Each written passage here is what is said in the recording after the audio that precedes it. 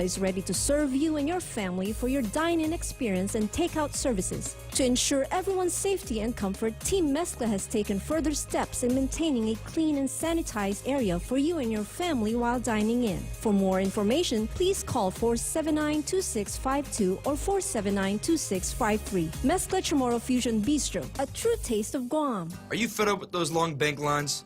Do you wish you had a bank who gave you faster service?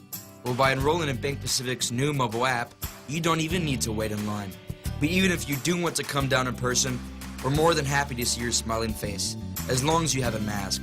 Because our service is so good, we don't believe in lines. Because for 66 years, we've been making sure you get the service you deserve. Because where others place branches, we place roots. And we're rooting for you. Member FDIC. The U.S. takes steps to put up a stronger front against Chinese expansion efforts. From the outrage over the origins of the coronavirus to an expanding trade war to suspected cyber and telecoms espionage, even the unrest in Hong Kong. Tensions between the U.S. and China undoubtedly have been simmering for quite some time. But that simmer soon could boil over thanks to Washington's recalibrated position on the South China Sea. The world will not allow Beijing to treat the South China Sea as its maritime empire, wrote Secretary of State Mike Pompeo in a lengthy statement, adding Beijing's claims to offshore resources across most of the South China Sea are completely unlawful, as is its campaign of bullying to control them. China claims more than 80% of 1.4 million square miles in a key area of maritime trade and untapped resources of oil and gas. Fox's Kevin Cork. President Trump's niece scores a victory in court. A New York appeals court judge has lifted the restraining order that prevented Mary Trump from promoting her upcoming book, Too Much and Never Enough. The judge rejecting arguments from President Trump's younger brother, Robert Trump, that the president's niece is barred from talking publicly about family members due to an agreement relatives made to settle her deceased grandfather's estate. New York Judge Hal Greenwald ruling the agreement lacked specifics and clarity. A spokesperson for Mary Trump says she is, quote, sure the White House and America are looking forward to finally hearing what Mary has to say. Sean Langell, Fox News. And now that the Washington Redskins have agreed to drop the name Redskins, a term considered offensive to Native Americans, the Navajo Nation is out with a name suggestion that would honor tribal nations that used their language to help win World War II. It's recommending the name Code Talkers. I'm Carmen Roberts, and this is Fox News. Fire up the grill this Liberation Day, because 76 Circle K is giving away a brand new freezer full of meats valued at over $700 to 3 lucky winners. All you got to do is purchase $25 or more of 76 fuel and you're entered to win. Fuel up now at 76 Circle K and get your chance to bring home a brand new freezer full of meat. Happy 76 Liberation Day, Guam. Must be 18 years or older to enter. Other conditions may apply. Circle K, take it easy. Subway restaurants across the island are open and serving delicious subs made fresh. They're taking extra measures by regularly disinfecting and sanitizing, along with markers for distancing. Bring home their family takeout special. Get a free footlong when you buy 2. Subway, make it what you want. Everyone has a busy schedule these days, and sometimes we forget to schedule our routine dental checkup and cleaning. Don't neglect your dental health. Schedule one today with Dr. Robert Yang and his Smile Team, conveniently located at the East West Business Center on Marine Drive, Upper Tumon. Call us today at 647-8702 or 3. Again, that's 647-8702 or 647-8703. We make smiles happen. Tall Tales with Bob Klitzkie is brought to you by Bank Pacific. Banking on the Pacific for 66 years. Welcome to Tall Tales with Bob Klitzkie, the only show on talk radio where common sense is a lot more common. Phone lines are now open at 888-TALK. That's 888-8255. And now, The Point proudly brings you Tall Tales with Senator Bob Klitzkie. A well-regulated militia being necessary to the security of a free state, the right of the people to keep and bear arms shall not be infringed. A good way to start a talk radio program, if there ever were one.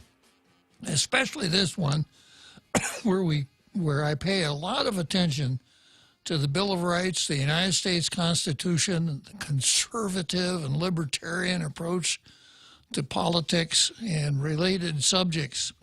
I'm faithfully assisted by the legendary, the one and only, the man in the control room, Real Joe Cruz.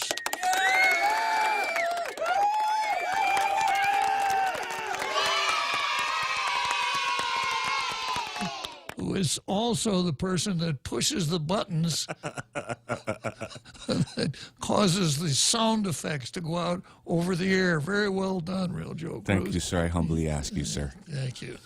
Okay, so we're going to go straight from the Real Joe Cruz's latest episode of I Love Real Joe Cruz to Zemi Ikotny.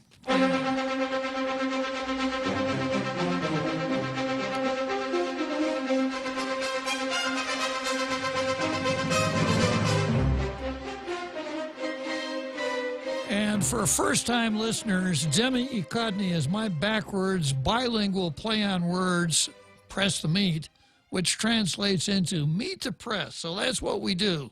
That's what I do.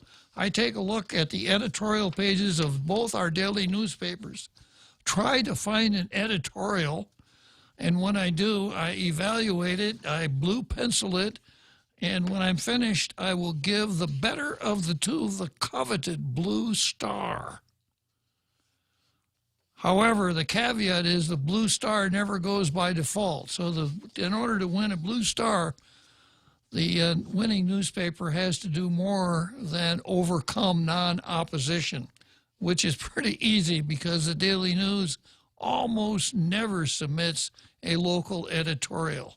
Must be editorial policy at the Daily News. I can hear the editorial editor saying, "We don't need no stinking local editorials." So we jump right into the Post. The Daily News today is running NYC to USA. Slow the COVID monster while you can. We're looking for stuff that has some local impact, not that the COVID monster. See, even their vocabulary is wrong there at the Daily News. They don't know that what we're dealing with here is the Wuhan virus. The Post, on the other hand, has avoiding meaningful budget cuts amid tourism's collapse makes matters worse. So leave it to the Leon Guerrero administration. No matter how bad things are, they're able to figure out how to make things just a little bit worse. Here's how the editorial goes. We have an acknowledgement from Governor Leon Guerrero in a press conference on Monday that there is no date to reopen our tourism industry. No date. As I recall, she said, well, you need to be ready. So I guess, being ready means that you need to have a full larder of chow and beverages so that when you open, you could be told today, well, we're going to open tomorrow, and somehow you'd be ready to go, not understanding that that's not how business operates. But anyhow, she in a press conference on Monday she said there's no date to reopen the tourist industry. The governor also said even if Guam were to set a tourism reopening date this early, we should not count on tourists coming back in droves from primary tourist markets, Japan and South Korea, for another year or two. Well, for once, it sounds like the governor got it right. She's probably been listening to tall tales, because that's what I've been saying all along. So in terms of tourism coming back, I will tell you that I don't think we will have complete recovery of our tourism for the next year or two, the governor said. Guam's primary tourist markets are requiring their citizens to provide Wuhan virus testing and 14-day quarantine upon return to their home countries. So these requirements make the usual 5-day Guam vacation for tourists from Japan and South Korea unappealing. Here's another quote. I don't think there's going to be much traveling back and forth, so I would say that if we were going to start seeing, if at all, we are going to start seeing tourists, I will say not till like the first quarter of next year, the governor said. While we have that perspective from the governor on tourism's short-term future, we still are waiting for the government of Guam to confront the other equation when you look at tourism's momentary collapse. The government's tax collections have not been the same since tourist arrivals stopped, and many stores have been shut, some temporarily, while others are forever gone. You know which one is forever gone, Real Joe Cruz? Which one, sir? I'll give you a hint.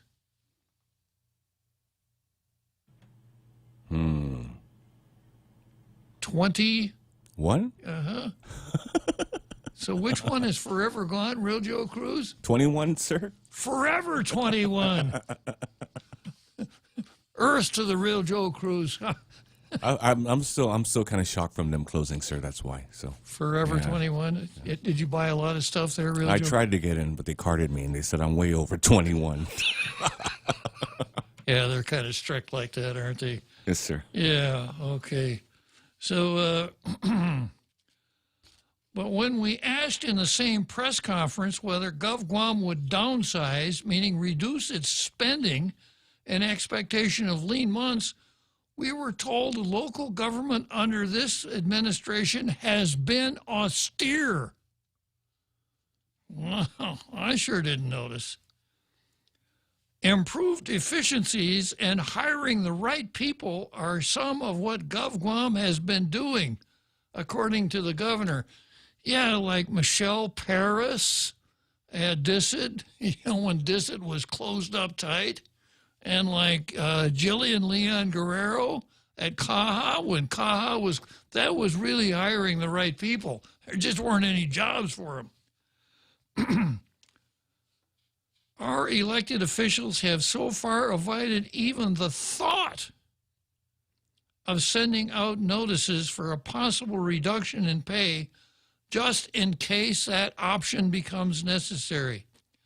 With payroll and benefits taking up the bulk of Gov Guam's spending, it might just be a matter of time before Gov Guam has to face the possibility of furloughs or layoffs. So I suspect that there are some folks out there in the international radio listening to us saying, does that mean that frontline workers won't get double pay? Guam and Hawaii share parallels when it comes to the primary drivers of both economies. Tourism and defense spending are key components of Hawaii's economy, too. So when Hawaii's tourism plummeted as early as in May, the state's governor warned of pay cuts for state workers.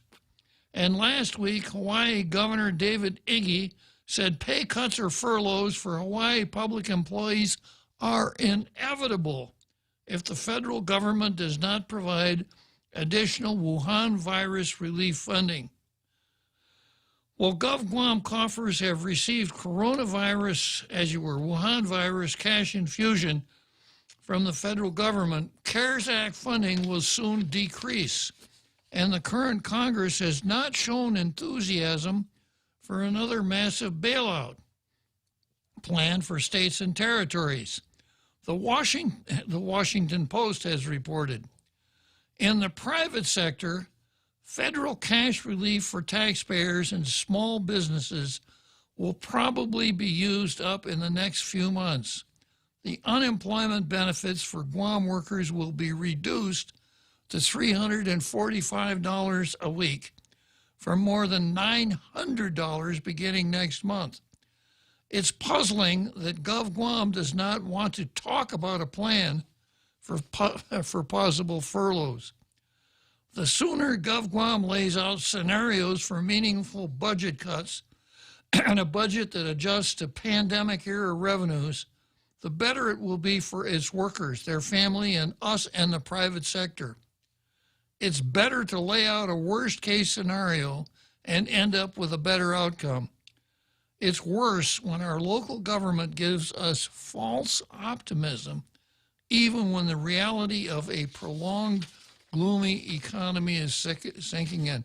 You know, I think almost anybody who lives on Guam could have written that editorial. Perhaps not with the editorial flair that the Post writers bring to it, but I think almost everybody on the island is thinking along the same lines. You know, our economy is shot, and our government is taking no effort whatsoever to cut costs. In fact, they're going in the opposite direction, hiring people. Anyhow, so see, I got a visitor here, right, Real Joe Cruz? Yes, sir. Yeah, I got Michael on the line. Michael, I'm going to give the coveted blue star to the Guam Daily Post. Accomplish that part of the program, and then tell you, Michael, I'm all ears. Excellent editorial, except they got one critical fact incorrect. Hawaii, back in March, immediately moved and across the board reduced every single state worker's salary by 20%, period. Okay, they March. have not just contemplating it.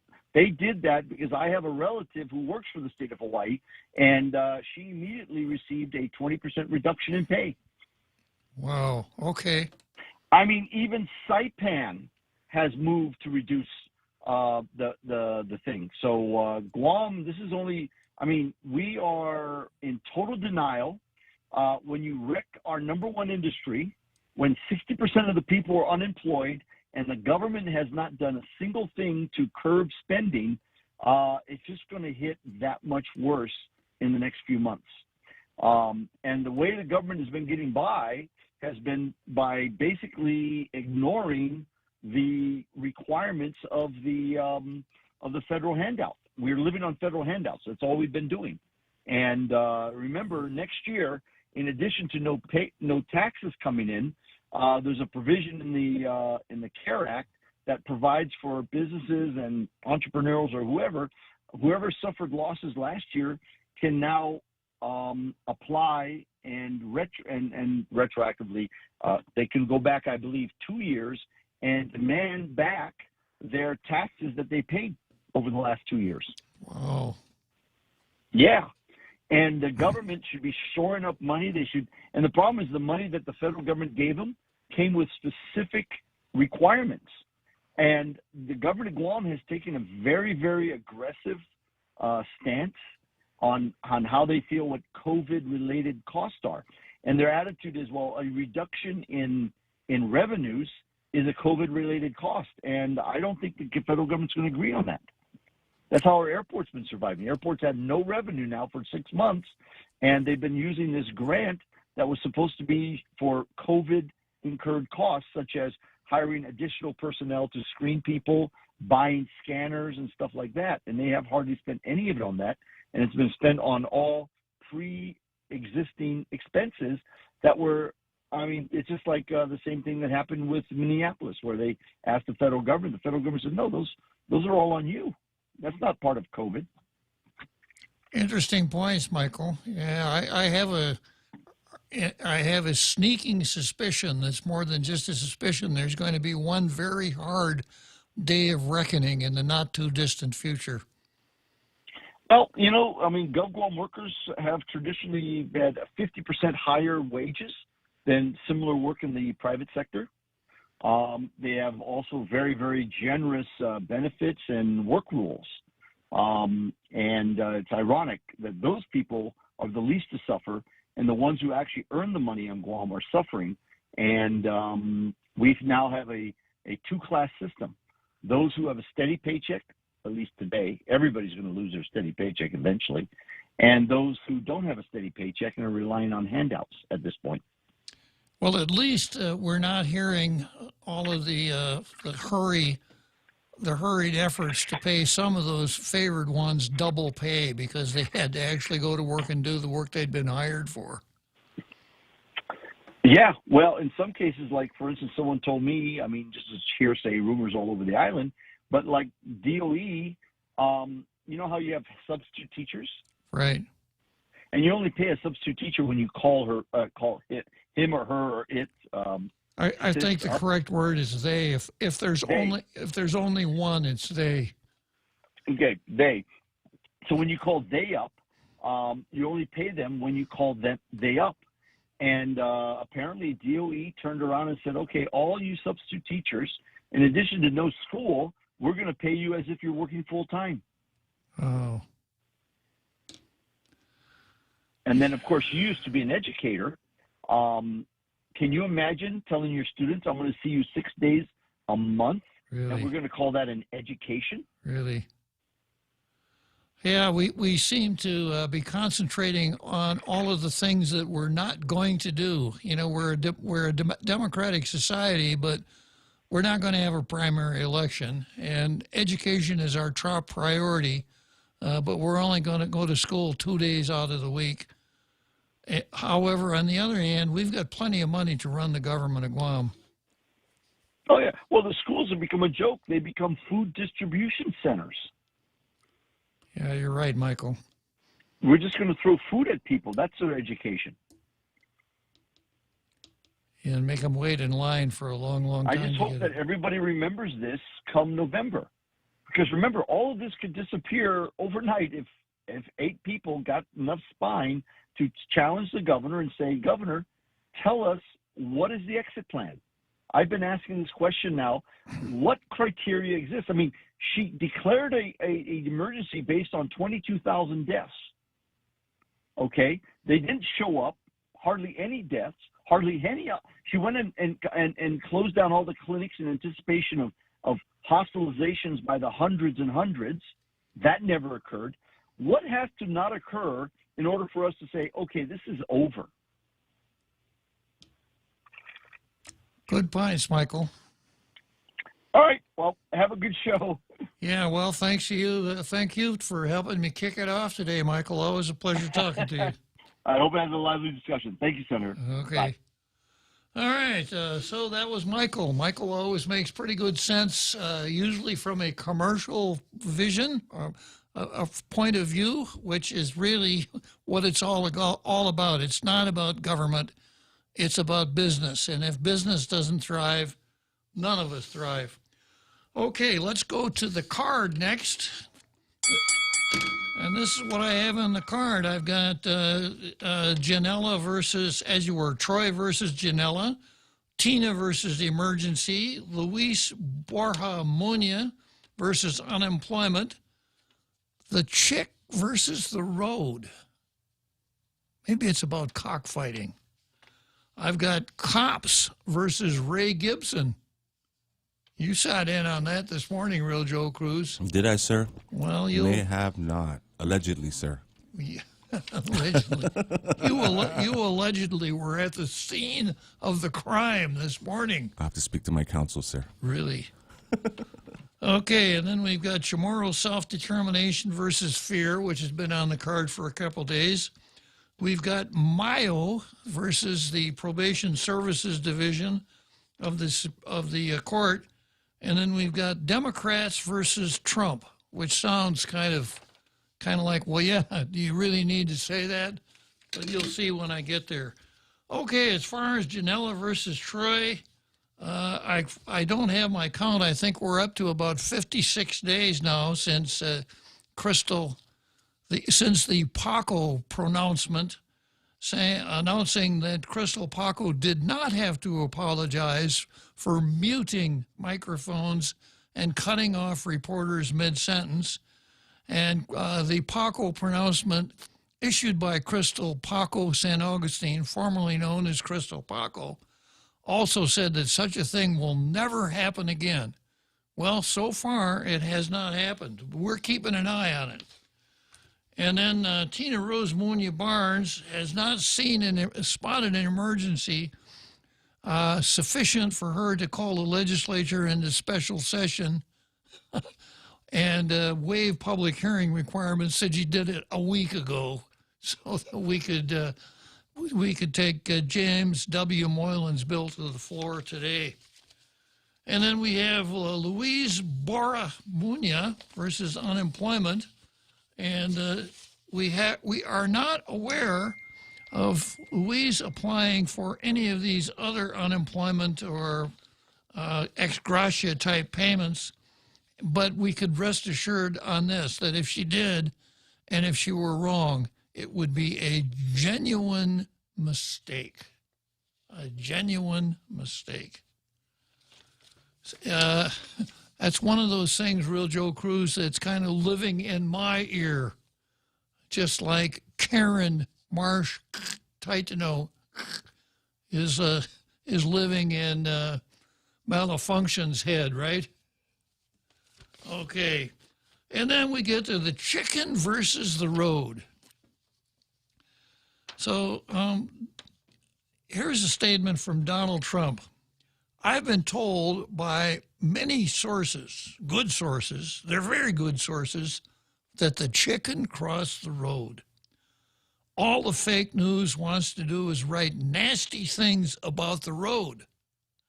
But it's really a good road. It's a beautiful road. Everyone knows how beautiful it is. Now, here's why they did it. Joe Biden, why did the chicken do the thing in the you know the rest? And then we've got Sarah Palin. The chicken crossed the road because, gosh darn it, he's a maverick. And then we have Barack Obama. Let me be perfectly clear. If the chickens like their eggs, they can keep their eggs. No chicken will be required to cross the road to surrender her eggs, period. And then AOC. Chickens should never be forced to lay eggs. This is because of corporate greed. Eggs should be able to lay themselves. Hillary Clinton. What difference at this point does it make why the chicken crossed the road? George W. Bush. We don't really care why the chicken crossed the road. We just want to know if the chicken is on our side of the road or not. The chicken is either with us or against us. There's no middle ground here. And then from Dick Cheney, where's my gun? Bill Clinton, I did not cross the road with that chicken. Al Gore, I invented the chicken. John Kerry, although I voted to let the chicken cross the road, I am now against it. It was the wrong road to cross, and I was misled about the chicken's intentions. I am not for it now and will remain against it. Al Sharpton, why are all chickens white? Dr. Phil, the problem we have here is that the chicken won't realize that he must deal with the problem on this side of the road before it goes after the problem on the other side of the road. What we need to do is help him realize how stupid he is acting by not taking on his current problem before adding any new problems. And then we have Anderson Cooper, Mr. CNN. We have reason to believe there is a chicken, but we have not yet been allowed to have access to the other side of the road. Nancy Grace, that chicken crossed the road because he's guilty. You could see it in his eyes and the way he walks. And then one of my favorite writers, Pat Buchanan. Why did the chicken cross the road? To steal the job of a decent, hardworking American. Dr. Seuss, did the chicken cross the road? Did he cross it with a toad? Yes, the chicken crossed the road, but why it crossed, I've not been told. Ernest Hemingway, why did the chicken cross the road? To die in the rain, alone. Grandpa, In my day, we didn't ask why the chicken crossed the road. Somebody told us the chicken crossed the road, and that was good enough for us. Aristotle, it's in the nature of chickens to cross the road. Albert Einstein, did the chicken really cross the road, or did the road move beneath the chicken? Colonel Sanders, did I miss one? And I was going to add one in. The reason the chicken crossed the road was because he heard there was cockfighting going on this side. Okay, so much for the card, so much for the chicken crossing the road. Let's take a short break. The Extra Point with Jerry Roberts of Guam Training. Hi, I'm Jerry Roberts, and every day on The Ray Gibson Show, I get to comment on the incredibly diverse, fun, challenging, sometimes frustrating, often exciting, but always interesting world of work. I hope you'll be there with us. You can find daily transcripts of The Extra Point at guamtraining.com. Tune in every weekday morning at 7:20 for The Extra Point with Jerry Roberts. Brought to you by Guahan Insurance Services and First Hawaiian Bank on 93.3 The Point. Fire up the grill this Liberation Day, because 76 Circle K is giving away a brand new freezer full of meat valued at over $700 to 3 lucky winners. All you got to do is purchase $25 or more of 76 fuel and you're entered to win. Fuel up now at 76 Circle K and get your chance to bring home a brand new freezer full of meat. Happy 76 Liberation Day, Guam. Must be 18 years or older to enter. Other conditions may apply. Circle K, take it easy. Tall Tales with Bob Klitzkie is brought to you by Security Title, making sure you actually own the property you think you just bought. We now return to Tall Tales with Bob Klitzkie, soaring over the confusion with his superpowers of truth. Call 888-TALK. That's 888-8255. Okay, next item on the card here is Cops versus Ray Gibson. And this item is based on a story that ran in the Post this morning and events occurring on the Ray Gibson show this morning. The most popular radio talk show, morning radio talk show on Guam, featuring Ray Gibson, ably assisted by the real Joe Cruz.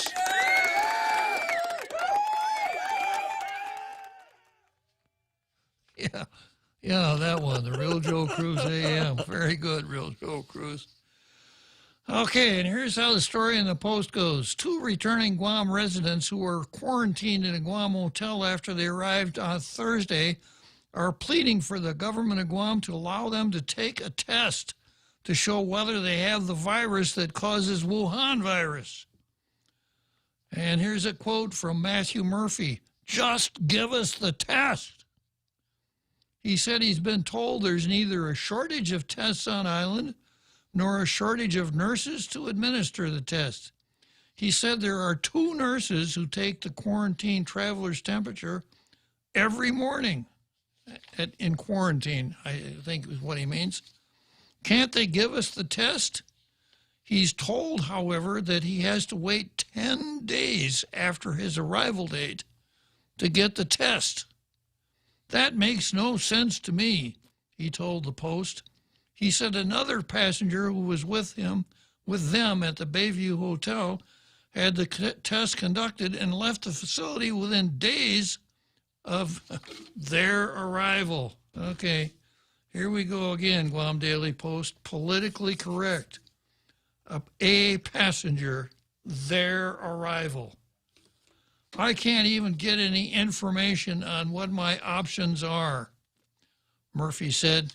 Murphy is among a group of passengers who were bused from the airport to the Bayview Hotel for a mandatory quarantine. There were about 60 of them on the plane, he said, and they had various points of origin. About half of them, by his estimate, were brought to Bayview for quarantine. Grace Berdadzu of the Department of Public Health and Social Services said that the protocol the island adopted on, that's the protocol the island adopted on July 1. She said that there has been some discussion on revising procedures specifically for returning residents, particularly those with medical needs, but nothing has been finalized. The governor, during a Monday briefing on Wuhan virus, said she's not certain when the public health emergency will be lifted. Guam has been in a state of emergency for 120 days. Murphy of Tamuning asked if he could have a private clinic conduct the test. I quote, "At first they said no, but then they changed their tune." He said he was told to reach out to Guam Regional Medical City. GRMC representatives said they require him to go to the hospital. And another quote, "But if I leave here, I'm going to get arrested," Murphy said. Additionally, he's required to get a referral from a local doctor in order to get the test. To do that, he needs to see a doctor. Murphy, a local businessman, said he needed to return to Guam to take care of taxes, which are due this week, and address ongoing projects he's working on with the local government and the military. All of that is going by the wayside right now. Fellow quarantine passenger Laura Farley, 61, said she's more than willing to quarantine at home in Santa Rita, where it's just her and her husband. It's easy to quarantine there. There aren't a lot of people around us. We have a few neighbors. She said prior to leaving El Paso, she called to get more information on what's necessary. The trouble she ran into was out of all the clinics and hospitals she called, only one was able to take her. However, the test results wouldn't have been ready for 5 to 7 days. That's beyond the 72-hour requirement that I was told. In other words, when you arrive at Guam, you got to have papers that show that you tested negative, and the papers and the test cannot be more than 72 hours old. If so, the person looking at your papers will say, "Your papers are not in order. You should have to go to the to the quarantine." All of the other clinics she tried weren't testing people without symptoms or weren't taking new patients. After numerous calls to local officials, she said she and her husband were told she'd be able to quarantine at home. Upon arrival, however, she was told she'd have to quarantine at the hotel. The Bayview is one of the few sites that were selected by the government of Guam as quarantine facilities. I wonder what happened to, are you ready for this, Real Joe Cruz? I wonder what happened to the 19th floor.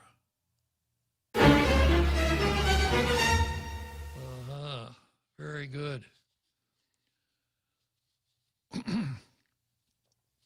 Everything says voluntary on the paperwork, but it's not voluntary at all. I did not have a choice, she said, her voice breaking. Farley has medical issues, etc. She says, I'm a cancer survivor and I have to be careful about a lot of things. Going on down, Governor's Director of Communications, Janella Carrera, said all travelers coming into Guam have to quarantine. The reason for the 10th day was chosen was because that presents the least risk for higher risk passengers from high risk areas without negative PCR tests. She said, adding that the 10 days anyone with the virus wouldn't be as infectious and after 10 days. She noted people also have the opportunity to test out of the quarantine after 7 days. Day 7 is for those who either came from a low-risk area and are under home quarantine or came from high-risk areas but have a negative PCR test. So that's the foundation here. And I notice I got a couple callers waiting to get on the air. I've got Jim and James. This is Jim, not Jimmy, right? Did you open the Jimmy line? Yes, sir. Yeah, okay. Good afternoon, Jim. Hi, Bob. This is Jim. first-time caller, long-time listener. Love the show. Thank you, Jim. So this is Governor Lou regarding the chicken crossing the road. I'm just glad that chicken is alive to cross the road.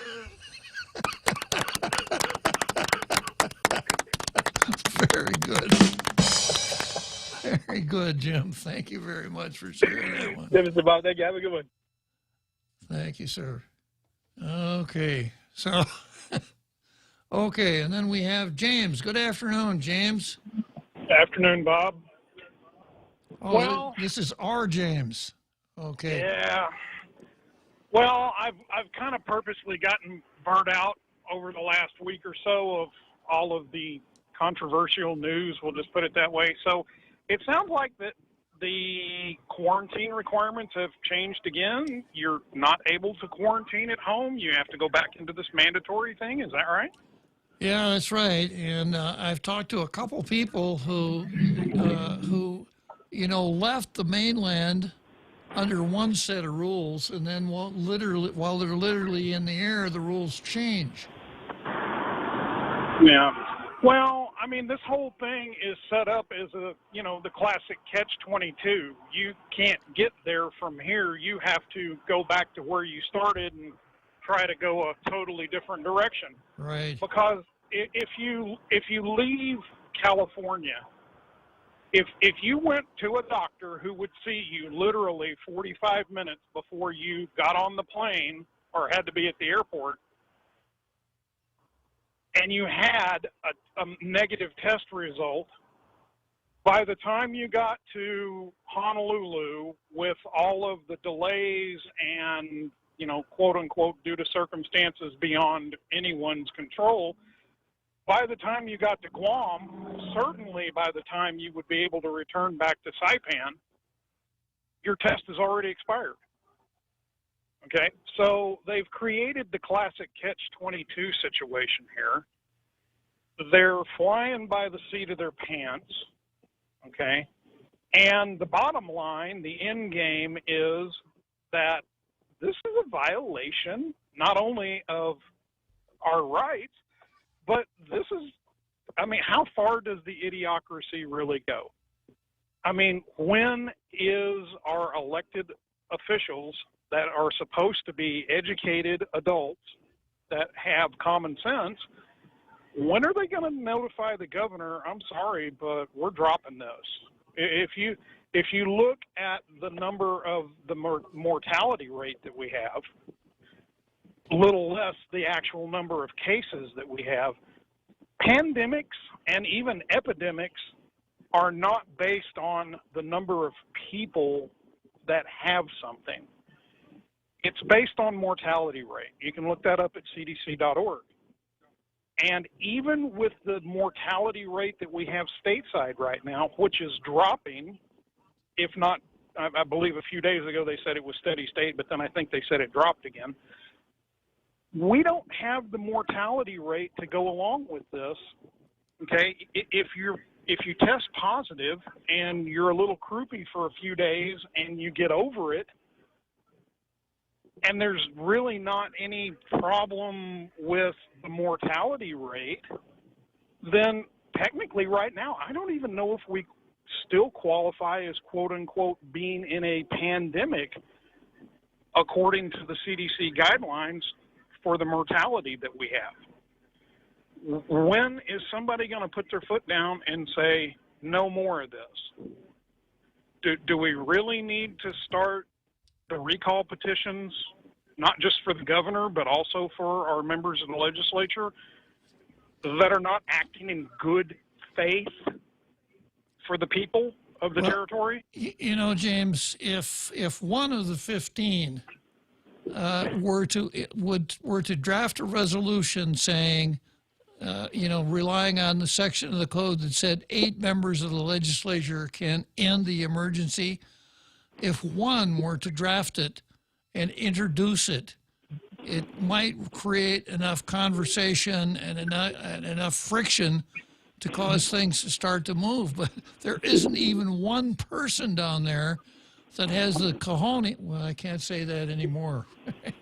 Yeah, Yeah, you can. Sure you can. That has the intestinal fortitude just to draft it and introduce it just to get the conversation going. So, you know, it's one of those things that you kind of get what you'll put up with. And if we'll continue to put up with this, we're going to continue to get it. Well, Mr. Orwell quoted one time many, many, many moons ago, people that continue to elect and to abide by corrupt and inept politicians are not victims. They are conspirators. I like that. Okay. When, I think I'm going to stop by the election office in the morning and I'm going to pick up the recall petition paperwork. I haven't been back to Saipan since this whole thing broke out. My business is in a shambles. I really need to go back there, but it does me no good to go back there and then have to sit. I mean, CNMI is following Guam. Guam's following Honolulu. Honolulu is totally messed up. They're doing their own thing, flying by their seat of the pants. We're not going by the actuals that are proven. Okay? In the beginning, everybody was for the erring side of caution because we didn't know how bad this was going to get. We didn't know how far out of hand it was going to be. And I agree with that. I still agree with that. I'm not going to go out and say that we made an outright mistake with being cautious. But when it became very, very apparent that the models and the guesstimations and the best guesses and everything by these so-called, medical professionals were way off, we should have said, okay, we need to work with the actuals, the empirical data that was really presenting itself, and we need to act accordingly. We got to put a stop to this. Yeah, I agree, Jim. You're absolutely correct on that. Maybe. Go ahead, Jim. If I can go down in the morning and start circulating the petition sometime the first of next week to start some recalls, not just of the governor, but also of one of any of the 8 members that would continue to support this erroneous situation. I'm not really sure what the bottom line is here. I don't know how many millions of dollars the territory is getting for each day that we can continue to call this a medical pandemic emergency. I know they're getting a lot of money for every day that they can claim that. I don't know what the dollar amount is, but it's certainly not enough to cover the damage to the people of the territory. It's not enough to cover the damage over in the CNMI for the people of the Commonwealth. And it's certainly not enough to cover the business to the damage to the business community. We got to stop this. I think I'm going to stop and pick up that recall package, and I'm going to start trying to circulate something. Somebody's got to do something. Divided we fall. And if you don't stand for something, you'll fall for anything. So somebody's got to do something. It's way past overdue. Well, if you do it, Jim, please let me know. Maybe we can arrange a studio appearance for you. Well, I'm gonna go down to the election office and I'm gonna check on the requirements to start a recall. Good luck to you, Jim. It's gone too far. Thanks for calling. Yep. Okay, short break. You've got a job to do. Having the right equipment for the job is critical, and East West Rental has the exact tools you need. Get it done faster with the right stuff. Whether it's landscaping tools, concrete tools, lifts, trucks, lights, generators, trench boxes, welders, tents, tables, and chairs, they're here to help you tackle any project you're working on, big or small. Open Monday to Saturday, 7 to 5, closed Sundays. Find what you're looking for at East West Rental Center in Upper Tumont or call 646-1463. 5, 4, 3, 2, 1, launch! That's just what we did with our new state-of-the-art mobile banking app as we celebrate 66 years of serving our island communities. It's loaded with a ton of new user-friendly features, including remote deposit capture. It's another way of saying you don't have to come to the bank to go to the bank. And if you want to come to the bank, we're happy to see your smiling face as long as you're wearing a mask. And we don't have long lines. Bank Pacific grows but branches, we place roots, and we're rooting for you.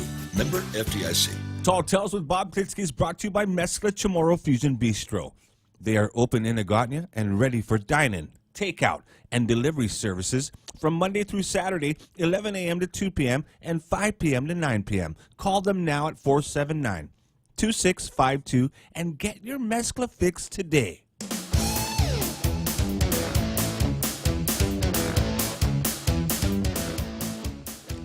Okay, so here we are. We got about 7.5 minutes to that big halftime show that everybody looks forward to.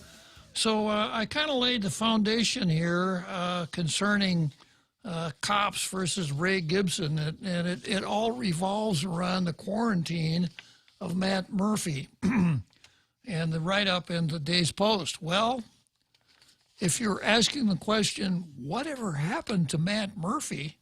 The answer is, where was Matt Murphy this morning, Real Joe Cruz? I don't know, sir. Where was he? Okay. I have to plead the fifth, sir. I don't Joe- know if I'm going to be pulled into some kind of a Zoom case. The Real Joe Cruz is the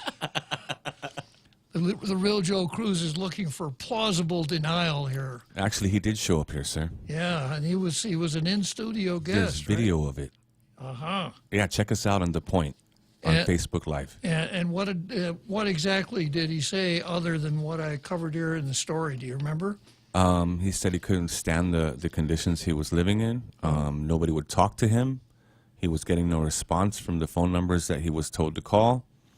And he tried to leave this morning, but the police officer said that if he walked away from the building, he would be arrested. So there was a police officer at the building. Yeah, outside of his hotel room, there was National Guard and police officers. Wow. So he went back up to his room, and all of a sudden his blood pressure shot up, and he had some kind of an anxiety or panic attack. He called the ambulance on his own. They arrived, and they rendered care to him and took him to GMH, where he got tested for COVID-19 and then tested negative.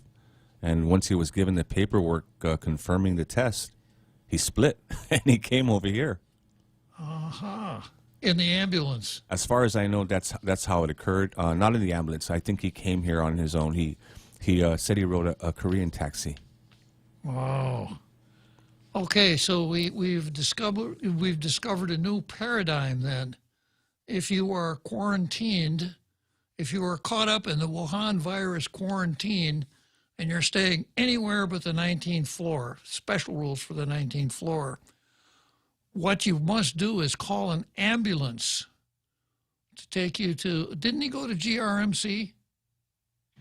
I don't think so, sir. Okay. You call an ambulance to take you to GMH, and when you're there, then you can get tested. And once you get tested, we don't know if he's still in his hotel room or not, right? No. We don't know whether he had to go back and get stuff, but we don't know what transpired when he did go back, or if he did at all. So the law of perverse certainties would be that when he goes back, and tries to get back in the hotel, the cops are waiting for him. Well, I heard Ray Gibson, the host of the Ray Gibson Show, saying he was wondering if tomorrow morning the cops would be here looking for him. Because if Matt Murphy, were on the lam, so to speak, does that make Ray Gibson complicit? So I went to the statutes here and looked it up just to see what the law is, and I checked my bank account to see if I had enough money to bail Ray Gibson out of jail. Although I'd chip in too, sir. Yeah. That's one alternative. The other one is to take that remote. Remember the remote gear that I used when I had to do the show? And have him do the show from prison? Yeah, have him do the show from the detention facility, right? Yeah, it's possible. Yeah. I'd leave that up to him. It might, well, anyhow. So this is what I found out. There is, in chapter, as you were, Title 10, Chapter 19, there is a section about quarantine, and it tells you what quarantine is. And there are some conditions and principles. One, the isolation and quarantine must be the least restrictive means necessary to prevent the spread of a contagious or possibly contagious disease. And that may include confinement to private homes or private and public premises. 2, isolated individuals must be combined separately from quarantine. That's a no-brainer. 3, the health status of isolated and quarantined individuals must be monitored regularly to determine if they require isolation or quarantine. Monitored regularly. So that seems to fly in the face of, we're not going to test you for 10 days. Monitored regularly, right? If a quarantined individual subsequently becomes infected or is reasonably believed to be infected, that doesn't apply. Isolated and quarantined individuals must be immediately released when they pose no substantial risk of transmitting a contagious or possibly contagious disease to others. Must be immediately released. So taking that section of the law into consideration and applying the facts as made known to me just now, if Matt Murphy comes back with a paper that says on it, this guy ain't got no Wuhan virus, signed Dr. Quack, then they would have to immediately release him to be in compliance with this section of the law. No more, well, yeah, you got your paper there, but you have to stay here for 10 days. That wouldn't work. Sir, I was told he didn't return to the hotel. Okay. So he's probably seeking advice before he actually goes to get his stuff. I would assume. It makes a certain amount of sense. Okay, we're going to take the halftime break. We're going to come back to the cops versus Ray Gibson, but we're going to go to something else right after the break. We're going to go back to Chamorro's self-determination and fear first. See you then.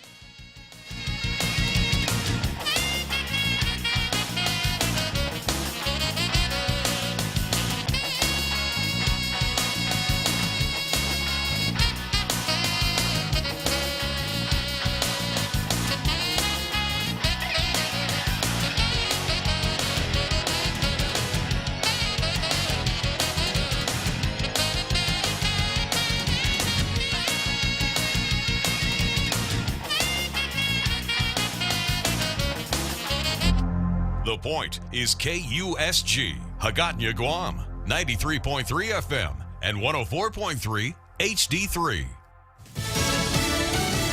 The country's largest state says stop. I'm Carmen Roberts, Fox News. Coronavirus cases in California have surged 48% in just 2 weeks, alarming health officials and the governor. California's governor saying not so fast. The thousands of businesses already open or planning to reopen just 9 days from now. The halt prompted by an average of 8,000 new coronavirus cases every day. The sweeping rollback will close indoor operations statewide for restaurants, wineries, movie theaters, and bars. And in the 30 hardest hit counties, houses of worship will shut down, along with gyms, hair salons, malls, and more. Classrooms will remain off limits in Los Angeles and San Diego. Nearly 1 million students stuck in remote learning mode, with the governor trying to sound optimistic. Fox's Rick Leventhal. Yesterday's Wall Street rally fizzled over concerns of more economic shutdowns. The Dow gained 10 points. The Nasdaq fell 226. Florida reported a daily record of more than 15,000 COVID cases Sunday, just as Disney opens its theme parks to tourists again. The Republican National Convention gets set to start next month in Jacksonville, and Governor DeSantis orders public schools to reopen in August. I'm not going to dictate, how everything goes. I think that you have Miami is looking at a different situation. You're going to have a lot of school districts around the state that are going to just go open up, and that's going to be it. An F-16C Viper crashed last night while attempting to land at Holloman Air Force Base in New Mexico. The fighter's jet pilot ejected successfully and is being treated for minor injuries. And police arrest a protester in Portland, Oregon for using what police say was a wrist rocket to launch a metal ball that struck a city medic in the chest. America's listening to Fox News.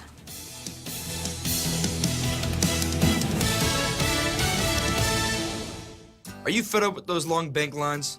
Do you wish you had a bank who gave you faster service? Well, by enrolling in Bank Pacific's new mobile app, you don't even need to wait in line.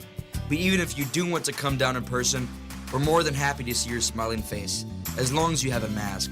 Because our service is so good, we don't believe in lines. Because for 66 years, we've been making sure you get the service you deserve. Because where others place branches, we place roots. And we're rooting for you. Member FDIC. Mouth-watering Texas-sized ribs tossed in country fried steak batter. Order your crispy ribs as an appetizer or a full rack entree with your choice of 2 sides. Each order comes with 1 of 3 new dipping sauces: the creamy avocado salsa, sweet Kentucky, or the sweet mango chipotle sauce. Chili's crispy ribs are available for a limited time only, so hurry in and enjoy a crispy, juicy ribs experience today. Chili's is on the 2nd floor at the Two Sands Plaza. Chili's, we do ribs like no place else. Just hours ago, the Supreme Court cleared the way for the execution of a federal prison inmate, removing a hold placed hours earlier by a trial judge. The justices voted to allow the execution of Daniel Lewis Lee to proceed at the federal prison in Terre Haute, Indiana. Lewis would be the first federal inmate executed in 17 years. President Trump's former attorney general fighting endorsements from his one-time boss. Jeff Sessions squaring off in today's Alabama Senate primary. Before he was President Trump's first attorney general, Jeff Sessions spent 20 years in the U.S. Senate, a seat he's looking to win back. I've stood true to the people of Alabama, our values, and what I think are American values, and helping President Trump achieve his agenda. But President Trump has endorsed former Auburn football coach Tommy Tuberville, deeply critical of Sessions' decision to recuse himself from the Russian election interference investigation. Democrat Doug Jones won a special election after Sessions resigned to become AG. Jared Halpern, Fox News. And a documentary uncovers the struggle of child actors. Alex Winter from Bill and Ted's Excellent Adventure goes behind the camera to interview child stars in the new HBO documentary, Showbiz Kids. The doc promises a raw look at the lives of these kid actors as they had to deal with an adult business. I didn't feel like I could trust anybody. My parents tried to protect me from these dangers, but I knew that there were times when they just weren't going to be able to protect me. Evan Rachel Wood, Will Wheaton, Jada Pinkett Smith, Henry Thomas, and the late Cameron Boyce all appear in the film. Winter, himself a child actor before he made the leap to directing, said in a statement, "I'm honored that these talented actors trusted me with their very personal stories." Fox's Michelle Polino. I'm Carmen Roberts, and this is Fox News. Mezcla Chamorro Fusion Bistro in Hagåtña is taking your local favorite dishes and serve them with extra flair. Mezcla is ready to serve you and your family for your dine-in experience and takeout services. To ensure everyone's safety and comfort, Team Mezcla has taken further steps in maintaining a clean and sanitized area for you and your family while dining in. For more information, please call 479-2652 or 479-2653. Mezcla Chamorro Fusion Bistro, a true taste of Guam.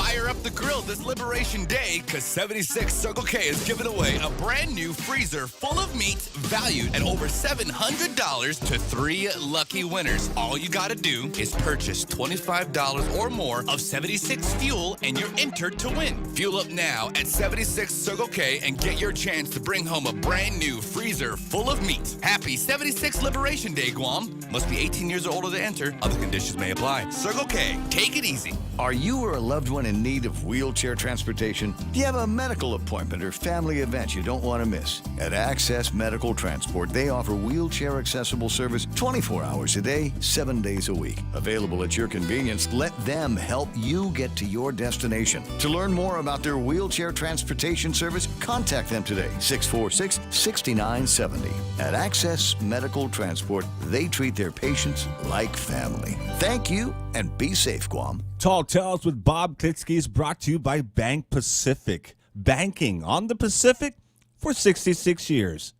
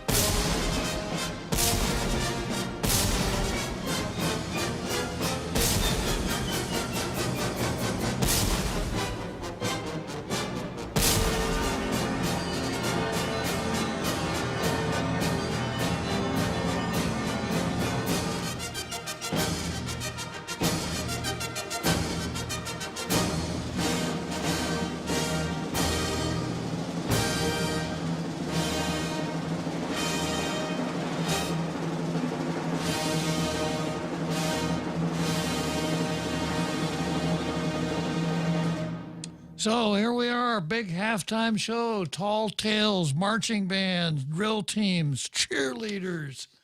We used to have synchronized card sections up in the stands, but because of the Wuhan virus, there's nobody in the stands anymore.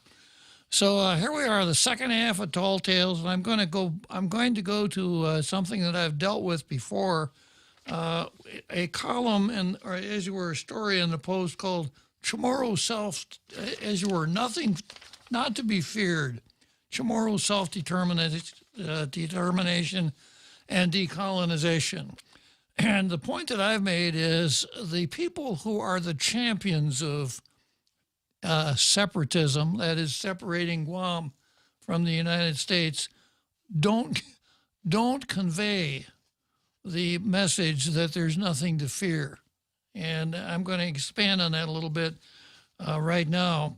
I go back to a column written by Laura Souter concerning Independent concerning the 4th of July. And she starts out with this loaded sentence: there can be no peace or prosperity without justice. This simple statement really rings true today as the United States faces massive upheavals in all facets of life in the continent. The Wuhan virus is spreading unchecked throughout urban and rural areas. The economy is tanking.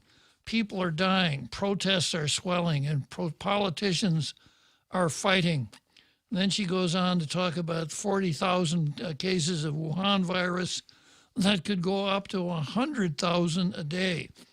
And she said, the 4th of July activities are likely to escalate the pandemic disaster that will leave in its wake many more deaths and debilitating illness than we can imagine. And then she shifts gears and says, far less visible, but equally brutal is the reality that we're reminded about every 4th of July. It's the painful fact that we on Guam remain a colony. So the fact that Guam is a colony is as brutal as 40,000 deaths, the rioting and vandalism and arson going on in the United States. The fact that Guam is a colony is every bit as brutal.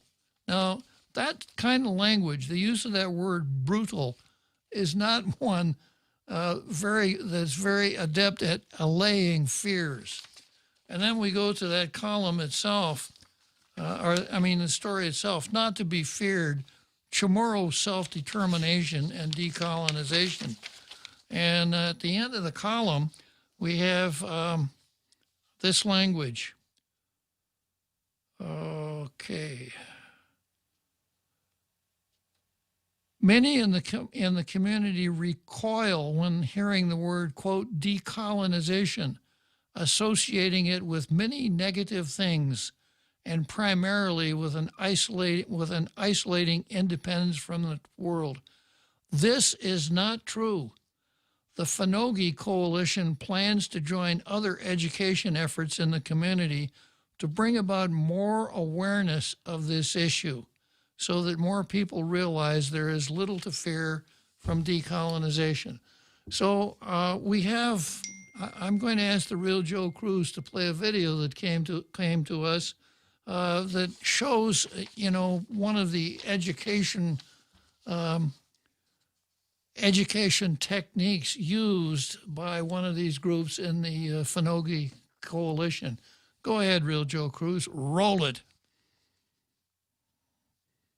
You're a colonizer. You're nothing but a white colonizer. That's I got audio, but no video. Colonization is the same thing as slow murder. You're a murderer. That's who you are. It's showing over here on my screen. It's not showing on yours? Oh, okay. Yeah. You can't be policing people here and telling people how to protest or what to protest for. Yeah. Let me start again. Okay. Colonizer. You're nothing but a white colonizer. That's who you are. Colonization is the same thing as slow murder. You're a murderer. That's who you are. Get off my island. Sir, you need to go. You can't be policing people here and telling people how to protest or what to protest for. You need to go. You need to go. I'm against this. That's cool, but you cannot be policing people and telling them how to protest and what to advocate for. She has a right to go. I'm an indigenous Chamorro. I have more rights here than you are. You came here because of the structures of colonialism, asshole.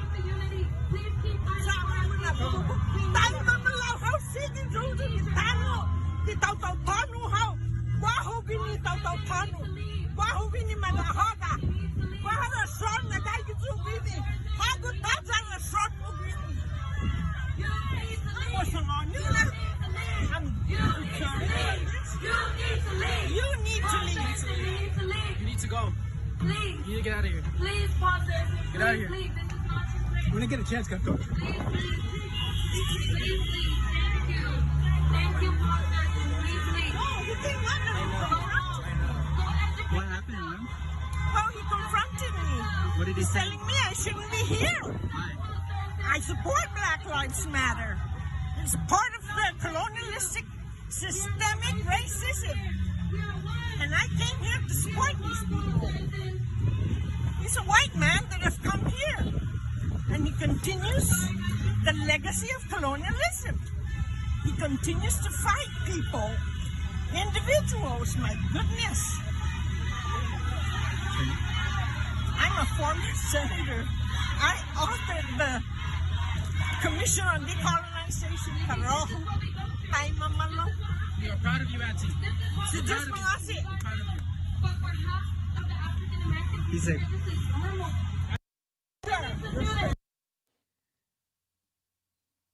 That's it, sir.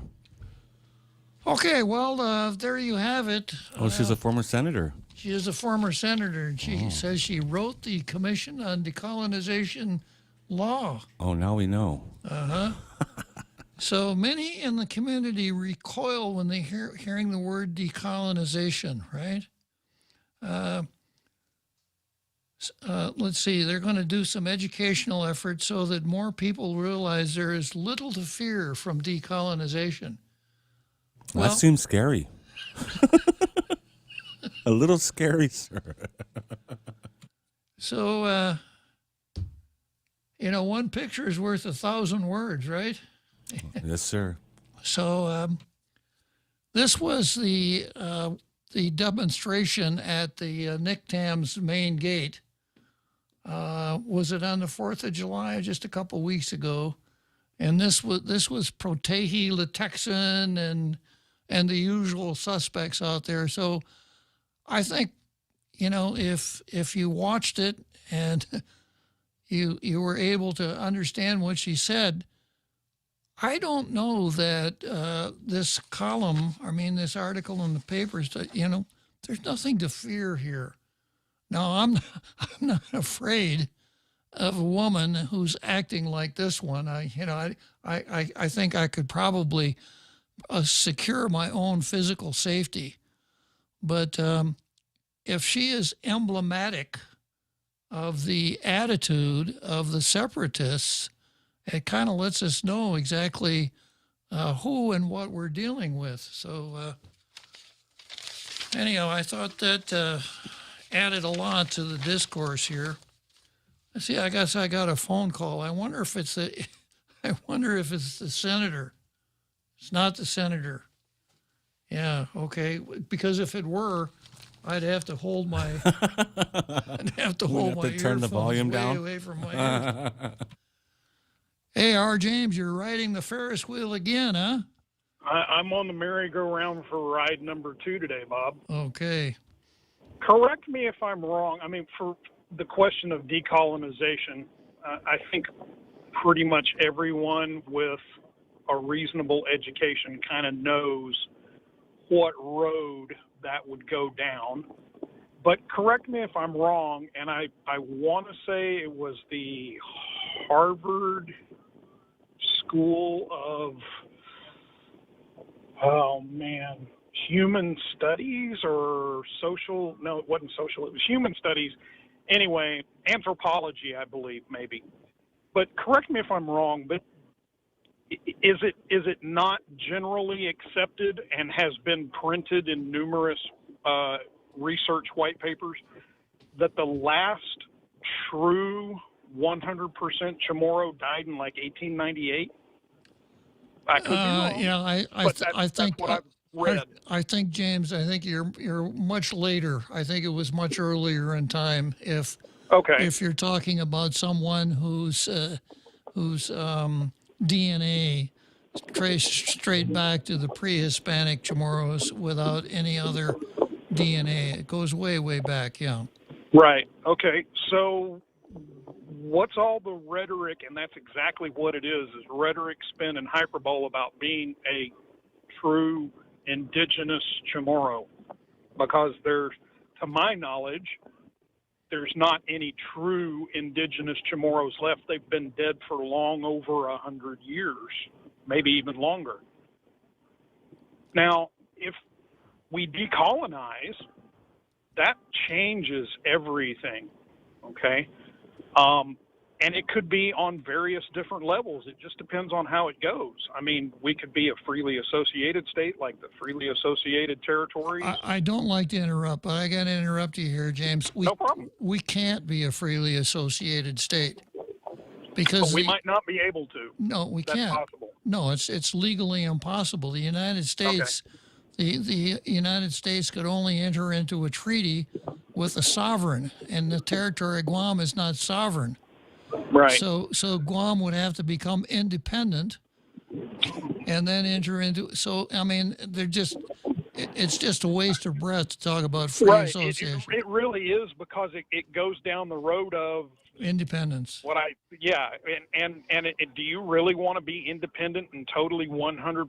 And that would be 100% separate from the United States. And that's no more federal aid, no more federal agencies, no more help, no more funding. And that's no food exactly stamp housing. And that's exactly what the separatists are looking for. I suspect that if you could calm the actress down, that's exactly what she'd tell you, that she wants an independent Guam.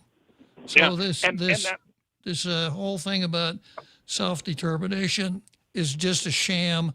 It's just cover for what that group of radicals really want. Yeah, and brings a lot of changes, not just to the political stature, but that brings a lot of changes to the everyday life of business. Banks don't want to have a location outside of the United States because they don't have any protection. So we would lose Bank of Hawaii, First Hawaiian Bank, Coast 360. I mean, you start looking at the actual changes that go along with being a 100% independent, basically for all intents and purposes would be an independent territory, or I'm sorry, independent country. There are so many things that get pulled into this.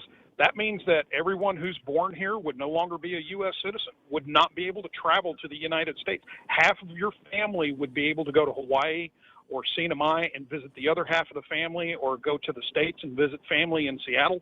But the other half of the family is going to have to apply for a visa and go through the process to be able to get on a plane and go to Hawaii. Well, or anywhere farther into the U.S. There's a lot of things that I don't think these people are thinking about. Did you watch the video, James? I did not see the video, Bob. I heard the clip that you just ran, part of it. Well, if you heard it, you would have picked out the key part in the beginning. Here's this old fella who's really not doing much of anything, just kind of standing there. And she tells him that he's white, that he's a colonizer, and therefore he's a murderer. Okay. So that's James, that's the thought process, at least for, exactly. At least and for it's racist. at least for that lady, that's the thought process. So given that thought process, then the remedy to the situation is to separate from this country that colonized Guam and those horrible white people. Yep. And mi familia de Tomas y Guahan y Saipan over 100 years now. And I'm white because most of the side of my family that shows up is white. Okay. But my family and my relatives came here, like, I don't know, right after World War I. Okay. So just because, hey, we're talking about Black Lives Matter and all lives matter, and, let's break it down to skin color. I might look white, but I've got just as much legal right to be here as anybody else does. Okay. Indigenous Chamorro or otherwise. All right. But these people are not, it's just like all this stuff that's going on stateside right now. They're saying that it's for one reason, but it's a guise, and it's a very thinly veiled guise. It's cover for what their real agenda is, and that agenda is very, very narrow. So, yeah. But yeah, everybody out there in the international listening community who's listening, they got to understand what really goes along with these types of decisions and this very narrowly narrated thought process. They want you to think there's nothing to it, but it's really a very, very deep issue. Well, I've said more than once, R. James, that if we're going to have a plebiscite, it should have one question. And the question should be, should Guam separate from the United States and become an independent sovereign nation? Yes or no? And if that were the question, I wouldn't care who would vote. But until we do that, the rest of this decolonization, this commission, et cetera, is just a charade that allows the separatists to propagandize while working for the colonizers' government. They're all quislings. Propagandize. I really like that word, Bob, because that's exactly what this is. And weaponize is another word that I like too. When you weaponize a cause for a specific reason, that's another description that I like a lot too. But yeah, propagandize is exactly what this is. It's propaganda. Well, thanks for chiming in, and Tato Saipa now, James? Yeah. Okay, well, I hope you get the chance to go back before you get too old. Well, if they gonna make me sit at a quarantine facility for 14, 15 days, it might not be very much left to go back to by then because it's dropping like flies over there. Okay, well, in the meantime, stay in touch, okay? All right. Thanks, Bob. Good talking to you, James. So I guess we got a couple. Next thing, it'll be our Fred. I've got our Carl on the line. I wouldn't be surprised if he's followed up by our Fred. But right now, it's our Carl. Hello, our Carl. Hey, Bob. Good afternoon. Sure. Talking about one of my favorite topics.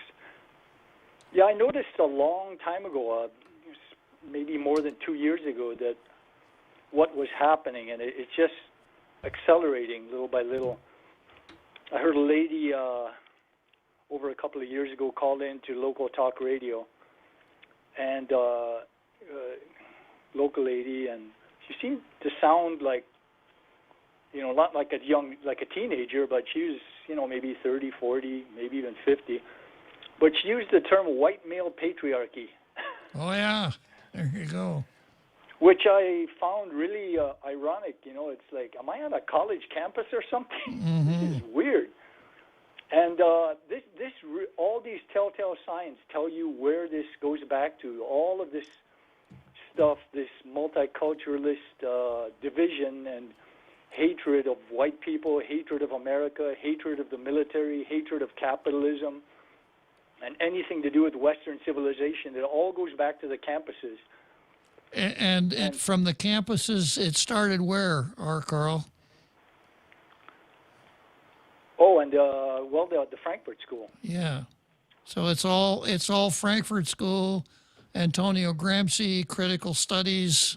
It's all traceable. Yeah, and what we saw in that, with George Floyd, admittedly, the George Floyd incident was a terrible death, but they were waiting. The groundwork was already laid, and they were just patiently waiting for that incident. And that's what's happening here, is that they're waiting for a George Floyd issue or a George Floyd incident, and constantly testing the waters. And that's what happened with the gate blocking. If that had not garnered so much blowback, it would have extended. It would have gone on for weeks or even months if they could have. But there was so much blowback at the time that they started, deciding, well, maybe we better back off of this and wait for another time. But the leadership is constantly testing the waters and tossing chum out into the water and seeing, what stirs things. So that's a pretty safe bet that is what is going to happen, is that periodically every issue that comes up that can somehow be reframed to hatred of America, and America is oppressive and white people are evil and all this other stuff you hear on the campuses these days, it's going to be tested out to see what kind of reaction it'll get. Remember the theory that you read the other day from what was the guy's name, Horowitz, about the precipitating event, which is oftentimes a person? Yes. What was the guy's name, the author? It was David Horowitz. Yeah. He probably understands the radical mindset better than any conservative in America, because he was a red diaper baby. He was born to two card-carrying parents. The first few decades of his life, he was a full-on, unapologetic, totally unashamed Marxist. And if you asked him during those years, what is your political belief, he would not hesitate to say, I am a Marxist, and I am working toward the destruction of America and replacement of it by a social justice utopia. He would not hesitate a single second. He wouldn't hem and haw and hide his view. I mean, and Sowell was the same way, Thomas Sowell. They were, when they were Marxists, they were full-on, in-your-face Marxists. They did not apologize or hem and haw about it. They just came out and said, this is what I am. If you have a problem with it, that's your problem. And what was his theory about the event that causes these movements to become successful? Oh, let me see. I'm trying to remember what I said. I'd have to go back and look it up. He said he has written a great number of books on the subject, because once he broke away from the American Marxist movement, and he has been writing and speaking extensively for years and years, trying to warn America of what is coming, what is happening, and what is coming. And if I find out what it is, I'll call you back. What you're talking about, but I don't remember offhand. Yeah, okay, that would be good if you could do that, Carl. Yeah, but he is that is what is happening locally, so we can pretty much predict exactly what is going to happen in the next few months and years. It's completely predictable. So everybody, buckle up, strap in, hold on tight, because we're in for a ride, nationally and locally. Okay, Carl, thanks for calling. I got to sign you off. Coming up for a short break here. Coming up for the 7th inning stretch. And after the 7th inning stretch, I'm going to search the center field bleachers in Wrigley Field to see if I could find Jack. Maybe I ought to look at the drive-thru at the nearest drive-thru restaurant instead. The Extra Point with Jerry Roberts of Guam Training. Hi, I'm Jerry Roberts, and every day on The Ray Gibson Show, I get to comment on the incredibly diverse, fun, challenging, sometimes frustrating, often exciting, but always interesting world of work. I hope you'll be there with us. You can find daily transcripts of The Extra Point at guamtraining.com. Tune in every weekday morning at 7:20 for The Extra Point with Jerry Roberts, brought to you by Guahan Insurance Services and First Hawaiian Bank on 93.3 The Point. You've got a job to do. Having the right equipment for the job is critical, and East West Rental has the exact tools you need. Get it done faster with the right stuff, whether it's landscaping tools, concrete tools, lifts, trucks, lights, generators, trench boxes, welders, tents, tables, and chairs. They're here to help you tackle any project you're working on, big or small. Open Monday to Saturday, 7 to 5, closed Sundays. Find what you're looking for at East West Rental Center in Upper Tumon, or call 646-1463. 5, 4, 3, 2, 1, launch! That's just what we did with our new state-of-the-art mobile banking app as we celebrate 66 years of serving our island communities. It's loaded with a ton of new user-friendly features, including remote deposit capture. It's another way of saying you don't have to come to the bank to go to the bank. And if you want to come to the bank, we're happy to see your smiling face as long as you're wearing a mask. And we don't have long lines. Bank Pacific grows but branches, we place roots, and we're rooting for you. Member FDIC.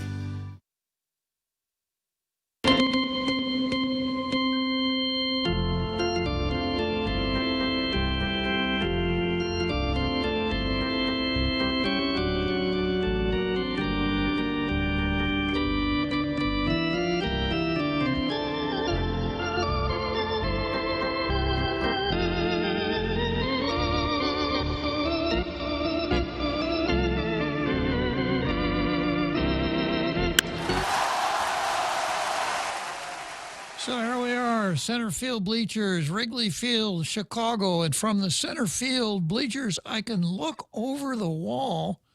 Way over on the right field bleachers, I can look over the wall to Waveland Avenue, and there's a Wendy's down there. And there's a car pulling into the drive. Hey, it's Jack.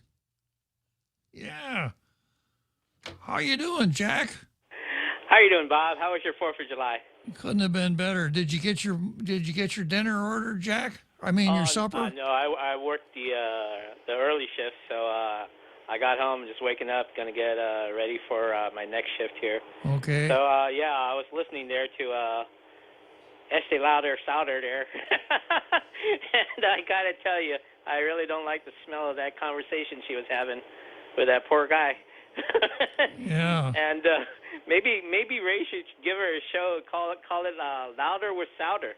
Yeah. Well, I think the way those those debates are won is by loudness, not by You know, anything Jack, else. that wasn't Laura Souter. You know, It wasn't. No, it wasn't. I read her column as a preface to what to look for from the. I thought you said that was. So my apologies to Miss Souter there, because I thought, holy smoke. No, I read Miss that. Souter. I read that as a preface. You know, talking about, well, you know, there's nothing here that should alarm you about anything. And you know, ran that video as a contrast. There's plenty there to alarm you, if that's the rhetoric that. Well, rhetoric requires two arguments there. I just only heard one, so I didn't even hear the other side there. But yeah, it's going all over the country, and what can you say? Can we just let's surmise that First Amendment will be dead if the independents will have their way? But I was just wondering, when it comes to plebiscites, hasn't Puerto Rico had like 4 or 5 of them already? Yeah, they have. Yeah, so not much has changed. I don't think the plebiscites have that much weight, regardless. At one point I did, but after watching what transpired over in Puerto Rico these past couple of decades, and then what's happening in D.C., you know, and what happened in Oklahoma, they gave like part of the land back to the Indians. You know, I'm just, you know, crossing my fingers here, hoping things will bounce the right way. But in the end, I really don't. I think these plebiscites are just like these masks. The more you push them, the less effective they are. And if you do have them, you know, does nothing for you. And one of those cases is with Puerto Rico. And I don't think much will be going that way. But my apologies to Mrs. Souter, because I thought that was I'm listening to it on the app. I got it. I thought, holy smokes, that's Miss Souter. I said, oh gosh. But if that's not her, I extremely apologize to her. But I know she's written a lot. I know she's had she's really into Guam history. But and she's really into extreme vocabulary, like characterizing the colony of Guam as brutal. If you heard, you know, yeah, I've read that several times. Oh my gosh, yes. And what can I say about these things? The ebb and flow. I think I don't know whether I have much not faith, but much dependence on what the millennials will do. I think the universities, University of Guam or whatever university you want to call it to, they pretty much are run by the left, and we send our children there. I send my son there, and they just come back because they are so indoctrined to follow or to say, hey, this is the position, this is the right position, without delving into the historical ramifications of what transpired with these positions. Because this is not, like you always mention about this is your second ride on the Ferris wheel. Can we say when it comes to race relationships, when it comes to decolonization, that Ferris wheel is broken? But many people still buy tickets to ride it. And it's, you know, I would say that it's an effort that many people have come to bank on emotionally, because when you ask them to bare bones as what's going to change, what changes? Let's say you do get your independence. What changes will happen? What is going to is racism or ethnocentrism? Is that going to disappear? Is corruption all of a sudden everybody in government are saints, and every person that's walking the island are angels? Is that what's going to happen, or are we just going to have the same thing, maybe more, to use the word of Miss Souders, brutal than we have it right now. It's brutal. I'm flying. The flag is flying right now. Yeah. I do not know what my full constitutional rights are, but because that flag is flying, that American flag is flying, I know that maybe somebody out there, will come to my defense when it comes to my freedoms and my rights. I can almost be rest in comfort that my rights, although and my freedoms, although maybe challenged at times, but because of that flag and because it flies on this piece of dirt here, that I have some sort of protection. But it's just not just me because I'm Chamorro or Guamanian. It's because I'm a United States citizen. Be it granted by Congress, I'm still a citizen. I know that if what Congress gives, Congress can take away. I hate to interrupt, Jack, but I don't think so. My understanding is that if you look at Refroyam versus Rusk and some other cases, that citizenship is indelible. Congress could change the rules about who gets to be a citizen in the future, but if you're a citizen now, you're not going to be. There's no way that Congress can make you into a non-citizen.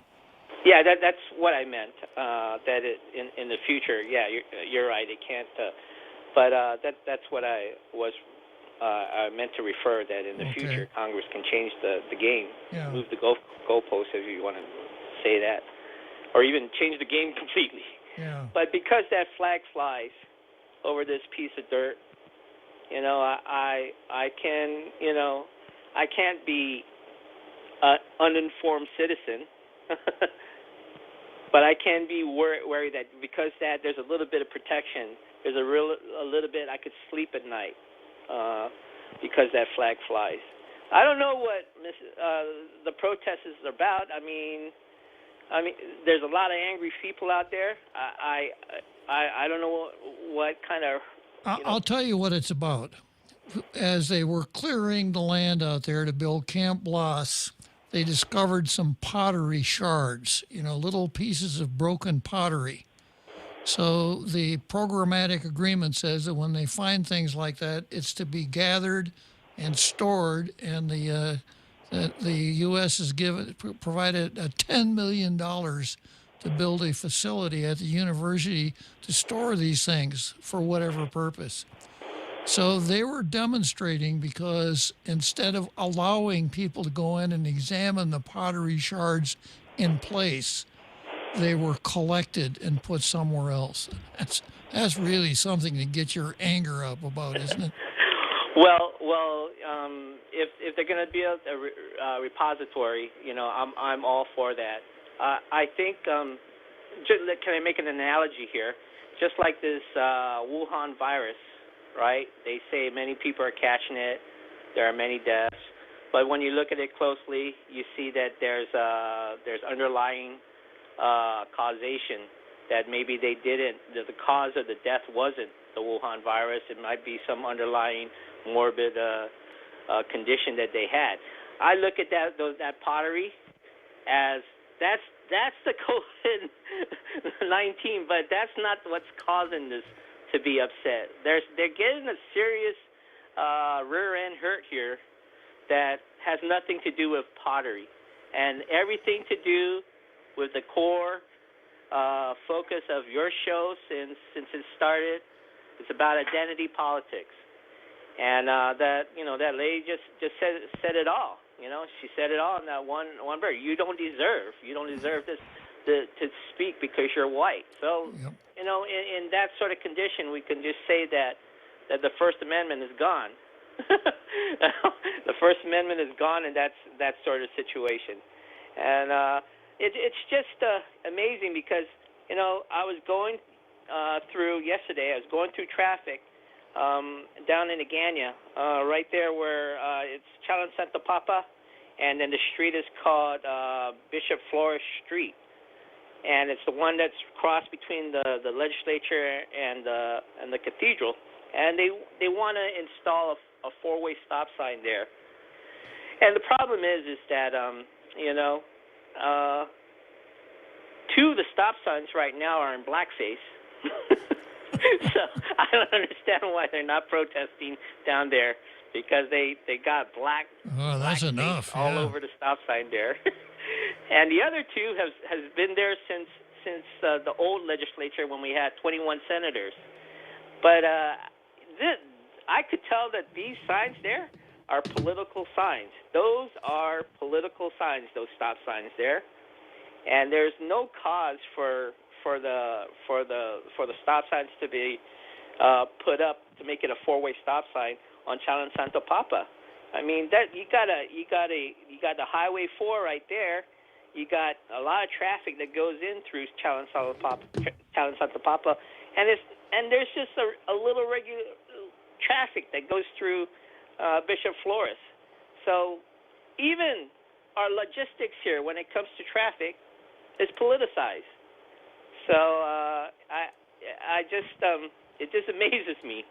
It just amazes me that things that could change for the best for Guam doesn't change, and the things that are bad for Guam, such as the awful logistics for transportation here, just gets worse and worse every year. And I just don't know what to say about it. But again, I apologize to Miss Sauter, because I thought that was her that I heard in that recording there. But that's how that movement goes, and I can't say much about what the cure is for it except education. Okay, Jack. Well, we'll let you get back to the drive-through. All right, Bob. Have a good day. Thanks for calling. Okay, so we're going to go down to home stretch, and it looks like our Carl has completed his assignment and is back on the line for his second ride on the Ferris wheel. Fire up the grill this Liberation Day, because 76 Circle K is giving away a brand new freezer full of meat valued at over $700 to 3 lucky winners. All you got to do is purchase $25 or more of 76 fuel, and you're entered to win. Fuel up now at 76 Circle K and get your chance to bring home a brand new freezer full of meat. Happy 76 Liberation Day, Guam. Must be 18 years or older to enter. Other conditions may apply. Circle K, take it easy. Wow, nice smile. So perfect and all. Thanks. I owe it all to Dr. Robert Yang and his Smile team. They do wonders for a healthy, happy mouth. Got teeth? Don't wait until they hurt. Schedule your routine checkup and cleaning with Dr. Yang and his Smile team. Suite 119 in the East West Business Center, Upper Tumon. Call 647-8702 or 3. The best thing that happened to teeth since toothpaste. Dr. Yang and his Smile team. They make smiles happen. Tall Tales with Bob Klitzkie is brought to you by Bank Pacific, banking on the Pacific for 66 years.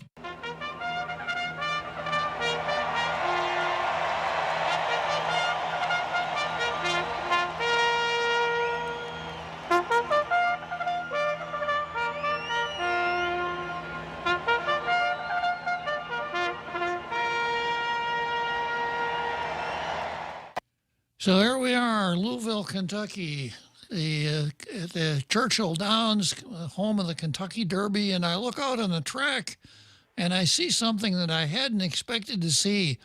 I see our Carl riding a mule down the track at Churchill Downs. It's something I hadn't expected to see. What's going on there, our Carl?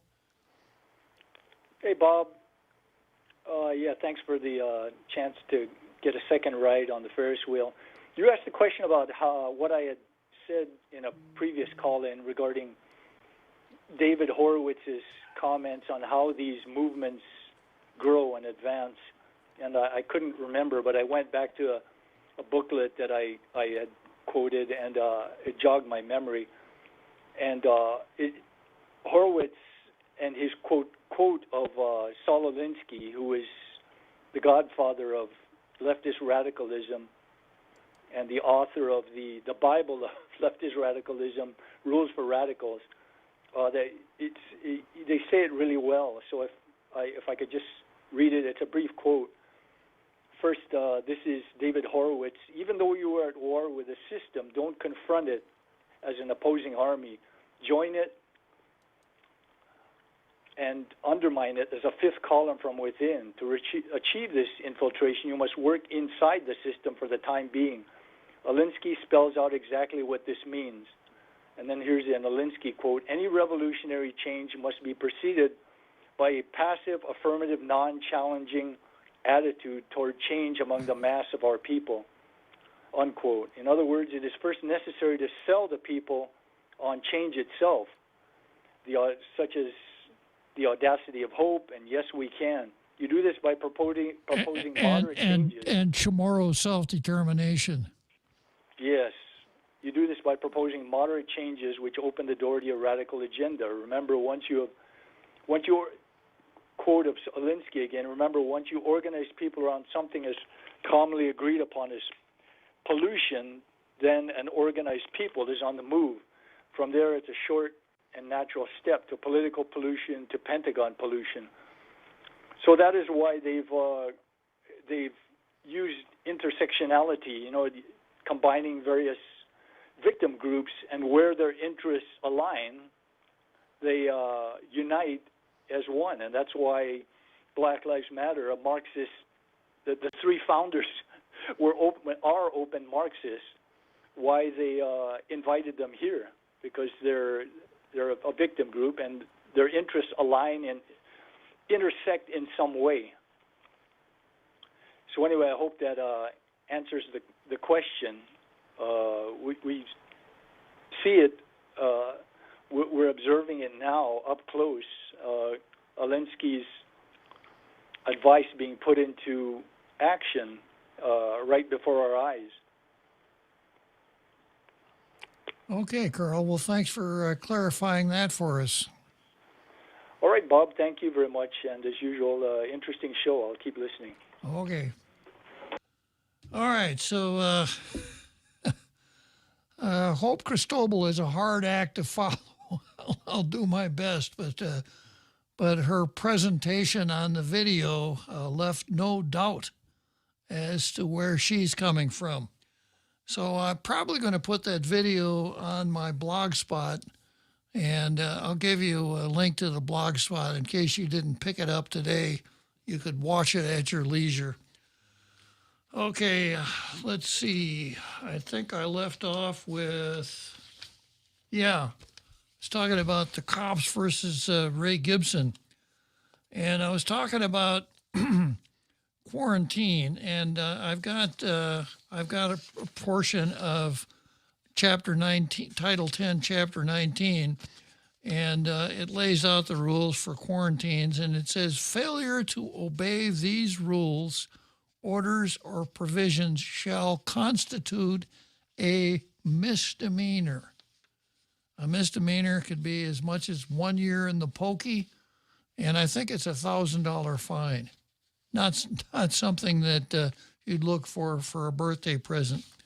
So if a person is subject to one of these quarantines and he leaves, according to what I'm looking at here, failure to obey the quarantine rule is a misdemeanor.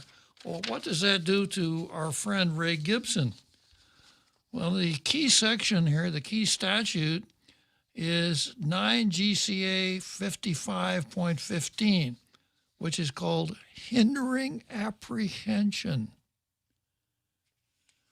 And it says a person is guilty of hindering apprehension or prosecution if, with intent to hinder or prevent or delay the discovery, apprehension, prosecution, conviction, or punishment of another person for a commission of offense, he, 1, harbors or conceals the other person. I don't think Ray Gibson harbored or concealed Matt Murphy, did he, real Joe Cruz? In fact, I think he did just exactly the opposite. Yes, sir. Well, they were on the air. Yeah. Right? I mean, that's the opposite of concealing somebody. Yes, sir. Putting him on the air, putting his picture on, yes, sir, on Facebook Live, et cetera. So I don't think Ray comes within the ambit of number 1. True. Nor do you, probably, because you probably were conspiring with Ray Gibson.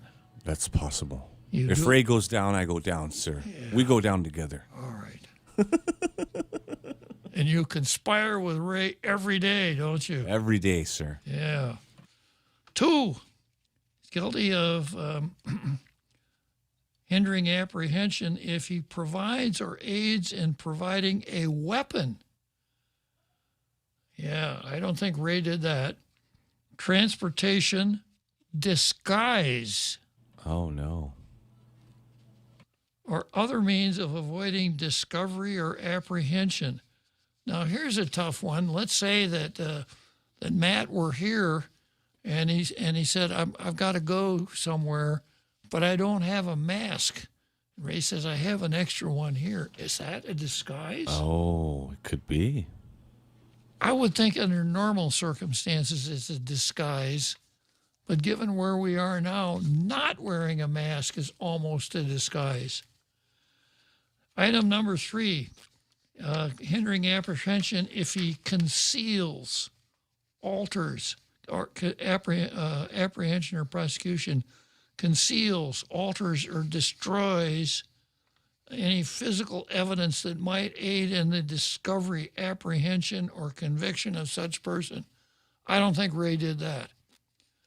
4, warn such person of impending discovery or apprehension. I don't think Ray did that. 5, obstructs by force, intimidation, or deception anyone from performing an act which might aid in the discovery, apprehension, prosecution, or conviction of such person. I think Ray's okay there. 6, aids such person to safeguard the proceeds of or profit from such offense.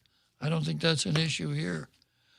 So hindering apprehension or prosecution is a felony of the 3rd degree.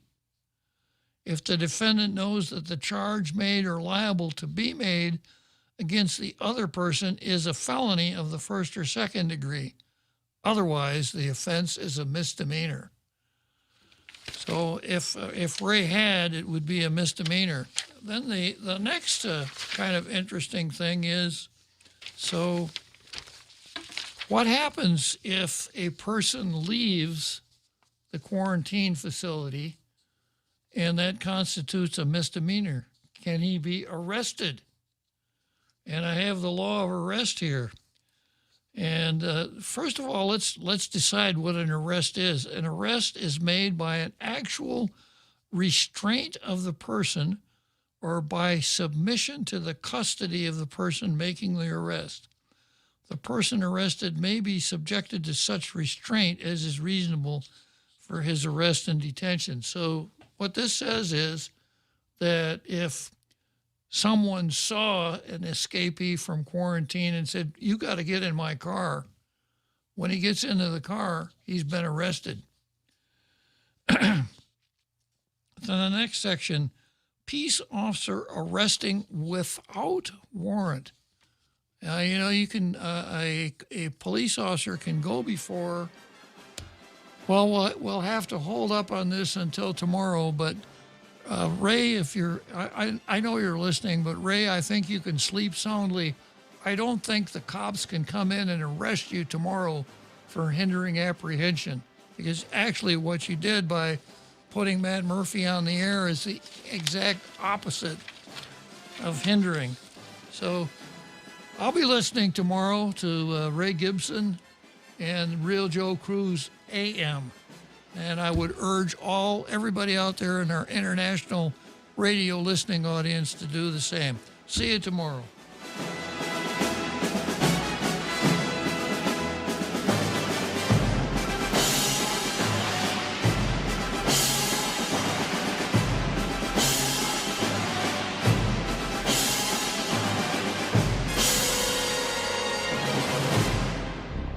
The Point is KUSG, Hagåtña, Guam, 93.3 FM and 104.3 HD3.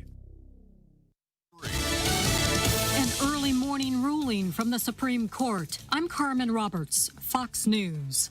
The Supreme Court removes the final barrier to the first federal execution of an inmate in 17 years. Just hours after a lower court put the execution of Daniel Lewis Lee on hold,